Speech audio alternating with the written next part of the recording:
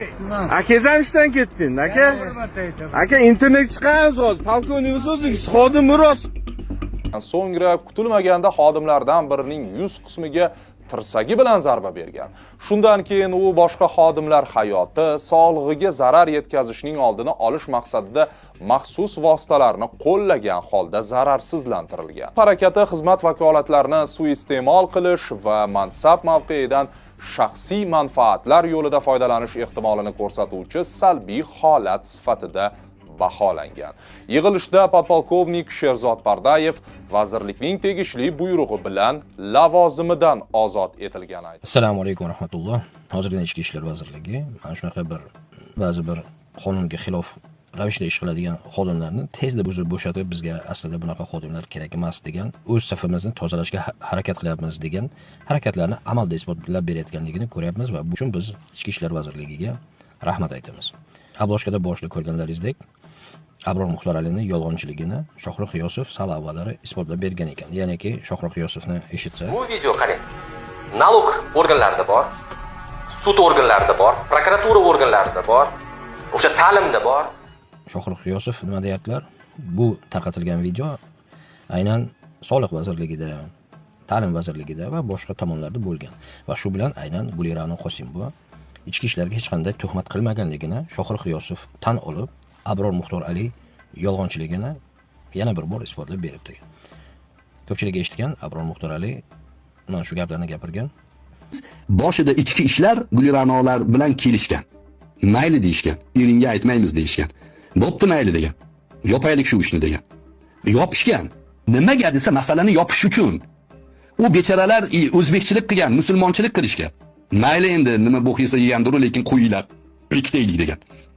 Hatto Gulirano menga telefoningni ko'rsat, o'chirib tasha, erimga ko'rsatmalaring degan. Endi qarang, bu ish yopilgandan keyin 17-aprel bo'lyaptimi? Yopilgandan keyin Gulirano bitta uyga borsa, butun mahallasiga tarqab bo'lgan. Men videolarimni udalit qilganim yo'q. Bular menga ataka qilib, daraxtga javob bera olmayotganligi sabab, ular o'zlarining suratlariga, boshqasiga strayk tashab, mana shunaqa bir qo'rqoq pozitsiyani olishgan. Shuning uchun kimda kim kerak? Kommentariylarda birinchi kommentariyada zakreplona bo'ladi. Meni ikkinchi kanalimdan va Amerikada ba'zi bir do'st tanishlar bor. Ular ham bularga qarshi videolar chiqarishyapti. O'shalarga men sizlarga ссылка qoldiraman. O'sha yerga o'tib ko'rib borsalaringiz, o'sha yerda mana shularga qarshi, mana shu jinoyatlarga qarshi har xil narsalar chiqib turibdi. Shuning uchun bulardan hech kim qo'rqmaydi. Ertangi men bularga to'g'ri ma'noda nasihat qiluvdim va o'zlaringizda ko'rib turganingizdekki, ichki ishlar xodimlari aslida o'zlari ham o'z saflarini tozalashga harakat bo'layotganligi, davlatimiz ham aynan xalqni ma'lum miqdorda gapini inobatga olib, amaliy harakatlar qilayotganligini ko'ryapmiz va bu bizni quvontirmay qo'ymaydi. Hozirda har xil provokatsiyalar qilib, sudni aylantirishga harakat qilishyapti. O'ylaymanki, unaqasiga ham, bunaqasiga ham hamma holatga biz tayyor bo'lishimiz kerak, va lekin alal oqibat haqiqatlar aslida ochilishi haqida bir kun emas bir kun baribir fosh etilishi bo'yicha hech kimda shak shubhasi bo'lmasligi kerak. Mana shu videoni boshida ko'rganimizdek, ichki ishlar xodimlari o'zini safini tozalayotgan bo'yicha o'sha bir nechta isbotlarni ko'rdik va bu yaxshi signal deb bilaman. Davlatimiz ham darhaqiqat rivojlanishga harakat qilyapti va birgalikda ko'p narsalar qilishimiz mumkin. Kerak bo'lsa, fevral oyida mana umuman statistikamni ko'rayotgan bo'lsalaringiz, bir oyda men 5 milliondan ortiq prosmotr olganman. 100 ming soatdan ziyod meni eshitib ko'rishgan. U yerda aynan mana shu utilizatsiya, rusofobiya, ya'ni ruslarni buncha yomonlab, Rossiyani buncha yomonlamasdan qaytanga Rossiya ish bozori bizga kerak. Bizda tug'ilish ko'pligi jihatidan aholi sonimiz ko'p. Har xil ishsizliklar va boshqalar bizga juda katta boshqa muammolar olib kelishi haqidagi tahliliy videolarim va boshqasi aynan aktual bo'lganligi uchun xalq mana shunaqa prosmotrlar bilan yo boshqa narsalar bilan meni qo'llashgan. Mana bu statistikalarni ko'rayotgan bo'lsalaringizlar, 600 mingdan ziyod, 500 mingdan ziyod, 400 ming, 300 minglab odamlar o'sha paytda meni videolarimni ko'rishgan.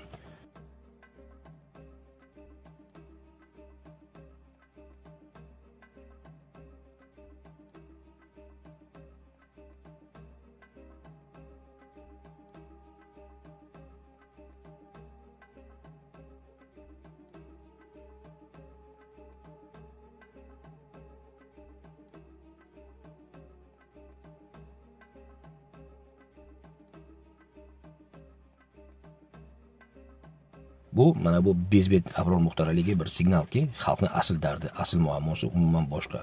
Va bu darhaqiqat bor ilmini noto'g'ri yo'lda sarflayotganligi uchun men unga aytdimki, "Ey qo'y, xalqimizga dalda bo'ladigan boshqa mavzularni ko'taraylik."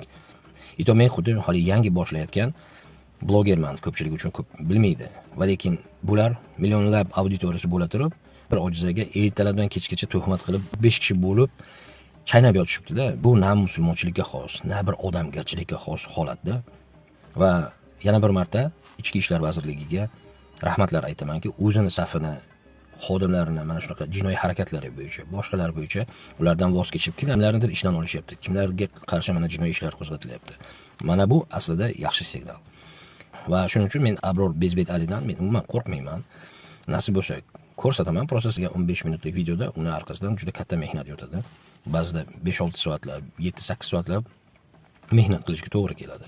Men buni hammasini bitta o'zim qilaman, boshqa mavzularni ham ko'tarishga harakat qilaman.